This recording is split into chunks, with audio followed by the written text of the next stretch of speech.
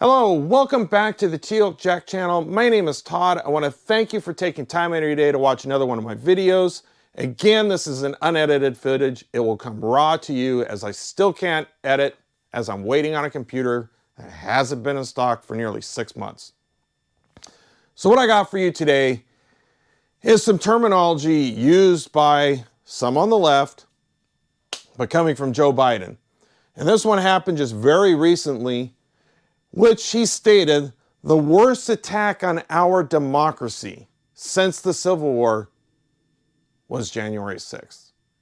And why is this troubling? Because they constantly are using the wordage that this was an insurrection. But let me give you a definition of insurrection.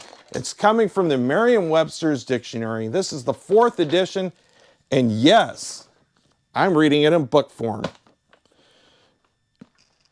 A rising up against established authority, rebellion, and revolt. Now, why is this important, this language? Well, because oftentimes, historically speaking, sedition or a rebellion or a revolt is usually armed. And the people are going in and they're actively overthrowing the government, removing governmental leaders, in some cases killing them.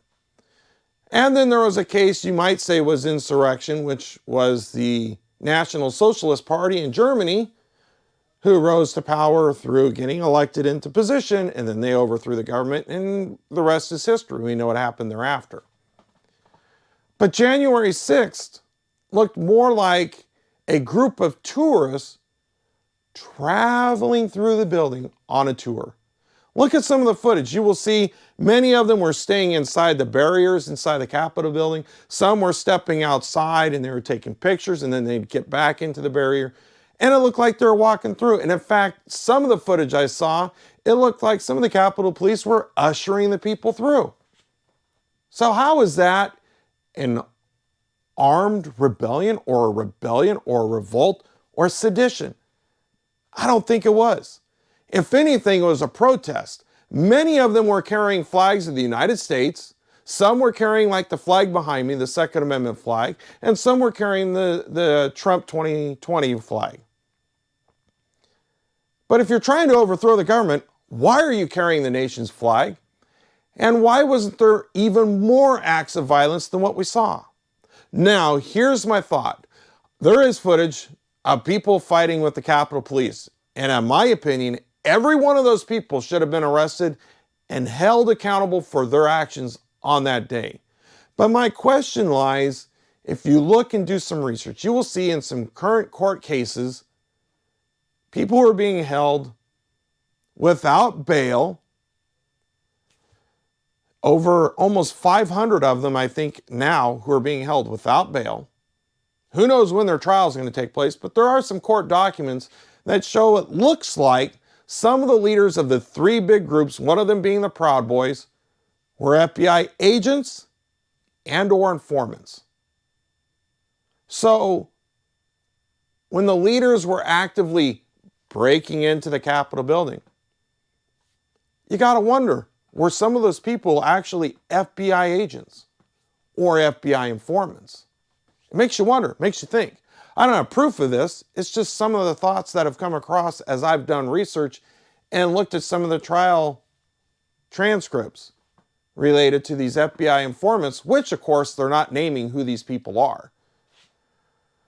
But to call it an insurrection, no, doesn't fit the definition.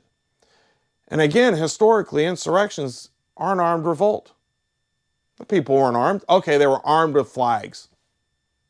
And yeah, maybe their flagpoles could have been used as a weapon, but really? I didn't see it.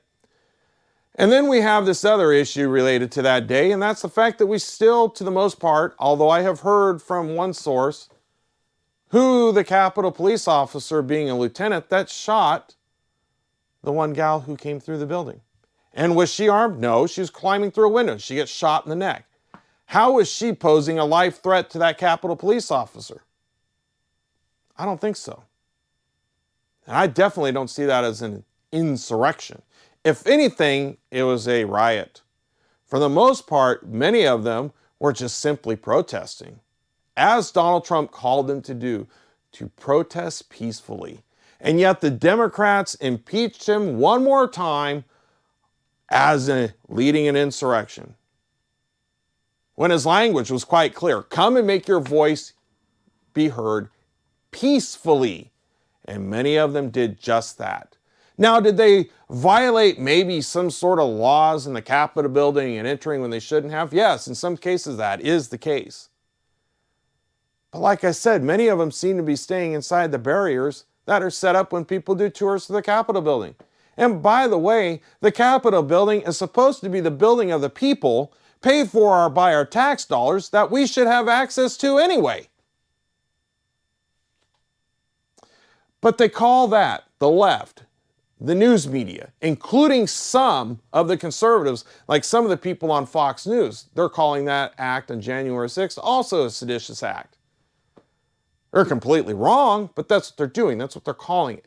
Yet, since January 19th through January 20, we saw riot upon riot taking place in many of the blue states and many of the blue cities, including here in Portland, where people were downtown trying to burn down the courthouse, and they were attacking the ICE building, also located downtown here in Portland. And yet that was called a peaceful protest during the Summer of Love, as the mayor in Seattle called it. But none of that was sedition. Yet what were the people calling for, these Black Lives Matter group and these Antifa people? They were calling for the overthrow of the government. But we're not going to call that an insurrection. That was a peaceful protest. But throw a bunch of conservatives into Washington, D.C., who enter the Capitol building maybe illegally, and that's sedition. That's a worst attack on our democracy. And all I can say is it's a load of hogwash. Because if anything, it was a peaceful protest with some people rioting, and those people should be charged for their actions and held accountable to them. But again, some of the people who just were simply walking through the Capitol building, one of them went into one of the major rooms and sat down at a desk. The guy with the Viking horn hat on, and he's being held without bail. Where was his armed rebellion? Where was his seditious act? Why? Because he entered the building illegally? Maybe he entered parts of the Capitol building that people normally aren't allowed into? And he's held without bail. And we're now going on 6 months. And again, if you do your research and look at some of the trial transcripts, you will see that some of the leaders of those groups were FBI agents and or FBI informants. And they're not releasing their names, just like the name of the Capitol police officer who's a lieutenant. They're not releasing his name, and or our news media refuses to talk about it because it looks like the Capitol police officer was black and he shot a white girl. But that's what the left always wants to do. They want to bring in the race thing when it's a white police officer who shoots a black man or does something to a black man, like the George Floyd incident. And we'll go after those people and we'll name them all day long in the news. Put the shoe on the other foot. We're not going to talk about it. And that's my issue. Tell me what you think. There's a lot to be said because it's been 6 months since I've really posted one of these types of videos. Tell me what you think. Was January 6th an insurrection? Were these 3 groups led by FBI agents? Do some research. Tell me what you think. I'd love to hear from you. Put your comments below. For now, I'd like to say, take care. God bless. We'll catch you next time.